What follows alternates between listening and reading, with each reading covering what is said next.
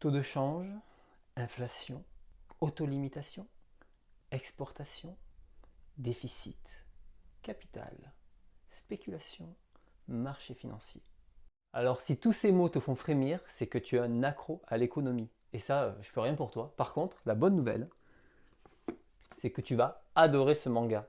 Donc installe-toi confortablement et c'est parti pour une nouvelle vidéo sur la capsule manga.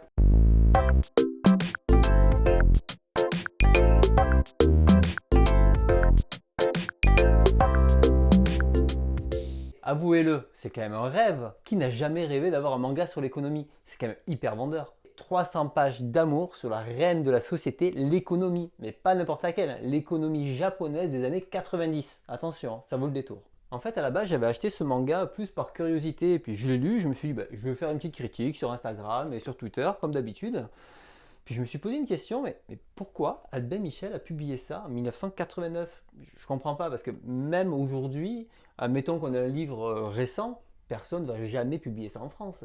Alors du coup, je me suis fait 1000 théories, je me suis dit, attends, ça c'est sûr, c'est un mec du Japon, il a ramené, il est allé voir Michel, il a fait, Michel, là, j'ai un concept. L'économie en bande dessinée, ça va cartonner, c'est sûr. Là, je suis sûr que Michel, il a fait, ok, toi, tu es mon nouveau directeur de collection, vas-y, envoie. Alors je me suis dit, là, il faut que tu valides cette théorie, donc qu'est-ce que j'ai fait? J'ai pris mon ordinateur et j'ai envoyé un mail à Albin Michel. Et là, Albin Michel, devinez quoi? Il m'a jamais répondu. J'imagine bien leur tête en recevant le mail, bon, allez, c'est bon, poubelle, lui, on l'a pas vu. Alors là, je ne me suis pas débiné, je me suis dit, Internet, c'est ton ami. J'ai commencé à faire quelques recherches et j'ai trouvé énormément d'informations. Alors je me suis dit, non, tu vas pas faire une simple critique, ça mérite une vidéo. On se retrouve ici, maintenant, pour ça. Alors avant de commencer, là, regardez ce qu'il y a écrit là. Ishinomori. Voilà, alors je ne sais pas si vous connaissez, mais c'est un peu comme s'il avait écrit Tezuka. Hein. C'est un peu pareil. Hein. Alors Ishinomori, pour ceux qui ne connaissent pas, alors hop, on se retourne ici. Le Ishinomori Corner, il est là dans ma collection. Alors c'est toutes les œuvres qui ont été publiées en France, on n'en a pas beaucoup. Pour ceux qui ne connaissent pas Ishinomori, il est très connu pour Kamen Rider, pour aussi son œuvre Sabuichi, Cyborg 009 et Le Voyage de Ryu. Et bien sûr, l'économie japonaise. Pour résumer brièvement, c'est un ancien assistant d'Osamu Tezuka qui a eu une énorme carrière. Il a son propre musée à Miyagi, mais il est surtout connu pour être dans le Guinness Book des records. Il a créé 770 histoires réparties sur 500 volumes. Tezuka, en comparaison, il a fait que 700 histoires sur 400 volumes. Voilà, hein, donc tous les deux, ils devaient bien se faire la course pendant toutes ces années. Mais de quoi parle ce manga? Bon, il y a un petit indice dans le titre, je vous laisse deviner. En fait, ça se passe dans une société multinationale japonaise fictive. À l'intérieur, il y a deux cadres qui s'opposent. Un qui est plutôt conservateur, honnête, juste, mais le social est au cœur de ses choix. Et un autre qui est plutôt carriériste, opportuniste et qui veut faire fortune. Et au travers de cette dualité, on va surtout suivre des problématiques économiques japonaises de l'époque. Dans les secteurs de l'automobile, l'agroalimentaire, l'électronique, l'immobilier ou la finance par exemple. Et souvent, ça va être des deals conflictuels entre les USA et le Japon. Enfin, des sujets passionnants, mais ce n'est pas ce qui va nous intéresser pour cette vidéo. En fait, pour comprendre ce manga, il faut le replacer dans son contexte. Il sort en 1986 au Japon et en 1989 en France. Souvent en France, on va considérer que l'arrivée d'Akira en 1990 est le début du manga. Avant, c'est plutôt la préhistoire du manga. Et en 89, Akira n'a toujours pas été publié et le Club Dorothée, ça fait seulement 2 ans qu'il est à la télé.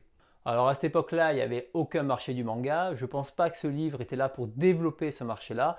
Et donc il a dû sortir dans l'indifférence totale parmi les BD de l'époque. Et au Japon, il est sorti 3 ans avant, en 1986. Et comme c'est un manga sur l'économie, il faut bien resituer l'activité économique du Japon de ce moment-là. Alors je vous résume ça vraiment en quelques secondes. Après la fin de la guerre en 1945, le Japon se reconstruit et l'activité économique explose jusqu'aux années 70. En 70, il y a 2 crashs pétroliers qui mettent à mal l'économie, mais elle continue à être forte, notamment dans les années 80, malgré qu'elle soit un petit peu moribonde. Et le manga a été écrit à cette période-là, juste avant l'explosion de la bulle spéculative qui arrive dans les années 90 et qui vont mettre à mal l'économie japonaise. Et là, vous pouvez le voir avec cet indice du groupe Nikkei qui a une forte chute dans ces années-là. Alors, comme promis, je ne vais pas plus loin dans le cours d'économie, mais en fait, ce qui est important à retenir, c'est que le manga a été écrit à un moment où l'activité était forte et on sent une certaine arrogance dans le manga. Et quand j'étais petit, j'ai des souvenirs où je me rappelle voir à la télévision que le Japon était souvent évoqué comme une grosse puissance économique qui était très surprenant, surtout par rapport à la taille du pays, et qui nous avait envahis par l'électronique. Enfin, à cette époque-là, ils étaient partout. Mais une des questions importantes, c'est comment ce manga a été publié au Japon. Parce que, ok, les Japonais, ils sont capables de faire des mangas sur tout, hein, ça s'est déjà prouvé plein de fois dans le passé, mais même, ça reste un manga sur l'économie. Donc j'ai commencé à rechercher les origines. En réalité, l'éditeur derrière tout ça, c'est Nihon Keizai Shimbun, donc littéralement, c'est le journal économique du Japon, qui est aussi connu sous le nom de Nikkei, le graphique que je vous ai montré tout à l'heure. Alors pour ceux qui ne connaissent pas, hein, c'est un équivalent du Wall Street Journal, hein, c'est un des plus gros acteurs économiques du marché, un des plus gros imprimeurs de journaux économiques dans le monde. C'est un éditeur qui a été créé en 1876 et les derniers chiffres en 2015, il publiait 4 millions de journaux par jour. C'est impressionnant. Et comme vous vous doutez, les textes sur l'économie, ils en ont écrit des milliers et ils se sont dit mais pourquoi ne pas adapter certains de nos textes en bande dessinée. Et même Ishinomori dira dans une interview que si le texte est trop compliqué, que les gens se tournent vers la BD pour comprendre ces sujets difficiles de façon rapide, facile, tout en s'amusant. L'éditeur va lancer ce projet en 4 volumes, donc 1300 pages de bonheur à lire. Et nous, en France, on a eu droit seulement au premier volume. Je sais, vous êtes un petit peu déçus, mais le but, c'est qu'au travers de ces personnages fictifs, vous pouvez comprendre les rouages de l'économie japonaise, comme par exemple la crise automobile, la lutte contre la hausse du yen ou la crise du programme pétrochimique. Bref, en réalité, ce manga il a surtout pour but la sensibilisation, l'apprentissage à toute une génération de futurs économistes en herbe. Et au passage, se vanter un petit peu de la réussite de l'économie japonaise. Et quand c'est un groupe comme Nikkei qui lance ce genre de projet, il faut savoir que l'impact, il est immédiatement énorme. Et ces 4 volumes, ils se sont vendus en tout à 2 millions d'exemplaires au Japon. Ça a même été à la 4e place des best-sellers en 1986. Un best-seller, quoi, c'est pas rien. Tu te vois, toi, à Noël, te faire ouvrir un livre sur l'économie, là? Tiens, mon chéri, régale-toi! Attendez, c'est pas fini. Il a aussi gagné 2 prix à l'époque. Déjà dans le 33e Shogakukan Manga Awards, il a gagné dans la catégorie générale sur les 4 catégories proposées. Et aussi au 17e Manga Artist Association, et il a gagné le grand prix de ce concours-là. Attendez, c'est pas fini. Ça a tellement bien marché qu'ils ont même fait une série télé. Mais pas 5 épisodes, 25 épisodes sur l'économie japonaise. Et ça a été diffusé entre 87 et 88, juste un an après le début du manga. Les mecs, ils perdent pas de temps. Hein. Mais plus que ça, ils sont malins parce qu'ils l'ont diffusé à 10h le soir. Donc ils se sont dit, le petit salaryman japonais moyen, après ses 15 heures de travail journalier, il s'est dit, il va aller se poser tranquillement sur son canapé, une petite bière, et puis il va se mater son petit épisode de l'économie. Tranquille. Quelle vie de rêve, j'ai presque envie d'être salaryman japonais maintenant. Et grâce à la magie de YouTube, on les trouve facilement. Alors même le premier épisode est sous-titré en anglais. Si vous n'avez pas envie de le regarder, moi je ne sais pas ce qui vous manque. Hein.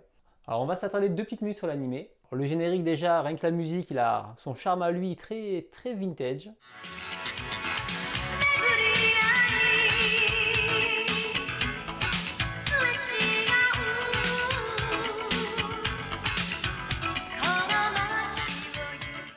Mais c'est un peu bizarre, ça mélange aussi des images réelles par moment. Bon, et l'animation reste assez basique. Hein. Et j'ai regardé le premier épisode. Ça reprend les grandes lignes du manga, sauf qu'ils ont fait pas mal de modifications, notamment au niveau de certains personnages et de l'arrivée des événements. Mais le thème principal est le même. Donc c'est cool, ça fait une réinterprétation du manga, 2 fois plus de plaisir. Je m'arrête pour la série, mais pour les plus curieux, il y a le lien en description, n'hésitez pas à aller jeter un petit coup d'œil.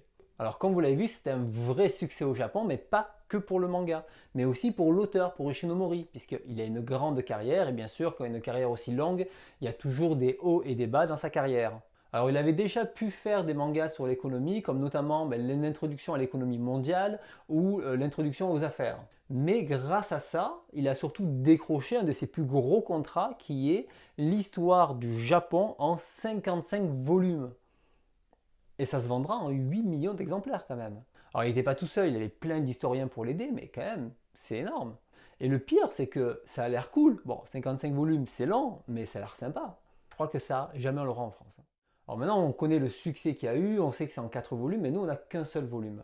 Et du coup, c'est quoi? C'est le volume 1 ou c'est une anthologie? En fait, c'est le volume 1. Et j'ai pu trouver le sommaire japonais, ce sont les mêmes titres que les titres français. Et j'ai quand même regardé dans les crédits. Et dans les crédits est mentionné une édition américaine. Et là, j'ai commencé à chercher.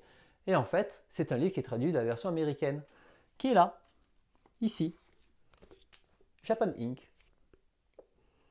Et du coup, il y a plein de choses à dire. Alors ça se faisait souvent à cette époque, hein. Par exemple, la première édition d'Akira Couleur, c'est une traduction de l'édition américaine et pas japonaise.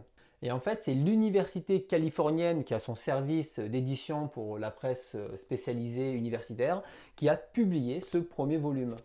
Et à l'époque, au Japon, il n'y avait que 2 volumes qui étaient sortis sur les 4. Alors à la base, je pense que ça a été imprimé à destination des étudiants et des chercheurs comme livre de référence. Et je trouve ça assez surprenant que justement une BD qui plus est étrangère puisse être un outil de travail à côté des sacro-saints livres d'économie, hein, ceux sans images, et ça renforce la pertinence du contenu de ce livre. Alors apparemment, il y a même le volume 2 qui a été publié plus tard par un autre éditeur, mais aujourd'hui il est hors de prix sur Internet, et on a même eu droit à une version allemande. Mais revenons sur notre version française. Pourquoi c'est sorti en France? Alors déjà, il faut savoir qu'il y a marqué best-seller aux États-Unis et au Japon, et bon, on va les croire sur parole, hein, puisque moi je crois à la promesse du marketing. Par contre, je n'ai pas eu d'informations supplémentaires sur la relation commerciale qu'il pouvait y avoir entre l'université californienne ou un intermédiaire et comment ce livre est arrivé en France. Mais ce qu'on peut voir, c'est quand même c'est que Albin Michel, l'éditeur, a quand même essayé de faire ça bien. C'est-à-dire que déjà, il a traduit un livre qui a un domaine assez pointu, donc il a dû avoir un traducteur qui connaissait le domaine. Parce que le livre, il n'est pas avare en explications. Il y a très souvent en bas, il y a des petits textes qui expliquent des concepts sur l'économie qui n'ont rien à voir avec le récit. Mais à chaque chapitre, vous avez des super exposés avec des graphiques magnifiques sur justement l'accroissement et la dette publique, par exemple. Passionnant. Mais plus que ça, on voit que la préface est de Christian Sauter. Mais qui est ce monsieur? Alors honnêtement, je ne savais pas qui c'était, donc je suis allé, comme tout le monde, sur Wikipédia, et Wikipédia indique que c'était le secrétaire général adjoint de la présidence de la République française, et plus tard, il sera même ministre de l'économie, des finances et de l'industrie. Alors vous l'avez compris, c'est une pointure économique, en gros c'était le boss du game du moment. Et il a fait sa carrière politique sous Mitterrand et Chirac, pour info. Alors honnêtement, il ne fait que commenter les histoires et il rajoute quelques notes personnelles à la fin. C'est illisible, j'ai rien compris. Alors qu'en anglais, on a Peter Douce qui est un professeur d'histoire du Japon à Stanford et qui lui fait un historique du manga au Japon. Il parle un petit peu d'Ishinomori et surtout il parle aussi du manga et de son impact. Donc il a fait un vrai travail contextuel qui est beaucoup plus intéressant à lire que la préface de notre cher Christian Sauter. Donc tout ça, ça montre qu'Albin Michel a voulu faire ça bien. Et bien sûr, derrière le livre, il y a toute une série de commentaires élogieux sur le livre. Et celui qui m'intéresse, c'est surtout celui de la tribune de l'expansion. Je lis. Japan Inc., bon, déjà c'est le titre anglais, se lit comme un Tintin, avec un héros généreux, prêt à se battre contre toutes les injustices, la bureaucratie rampante et les politiciens véreux. Ici, vous avez le shonen neketsu sur l'économie. Donc Albin Michel a misé sur une crédibilité. Là, vous n'avez pas une simple BD, vous avez un vrai manuel qui vous explique les rouages de l'économie japonaise. C'est un vrai document de travail sérieux et ludique. Donc c'est plus à destination des économistes en herbe et je pense qu'Albin Michel avait plus cette idée-là à l'époque au moment de sa sortie. Alors tu peux lire, hein, tu apprendras plein de choses, mais tu sais maintenant ce qu'il y a en retour. Alors je voulais vous parler de l'édition, c'est un format un petit peu particulier. Alors déjà, c'est exactement la même taille que l'édition anglaise. Mais par rapport un manga plus classique, par exemple un Paradise Kiss au format moyen, on voit qu'il est surtout plus haut, un tout petit peu plus profond, mais ça c'est pas grave, mais surtout plus haut. Mais surtout tout est décalé en hauteur, et on voit dans les pages, ça fait un effet un petit peu de décentré mal coupé en fait, c'est assez bizarre. Et je me suis dit mais pourquoi c'est ça? Puisque dans la version japonaise en fait tout est bien centré.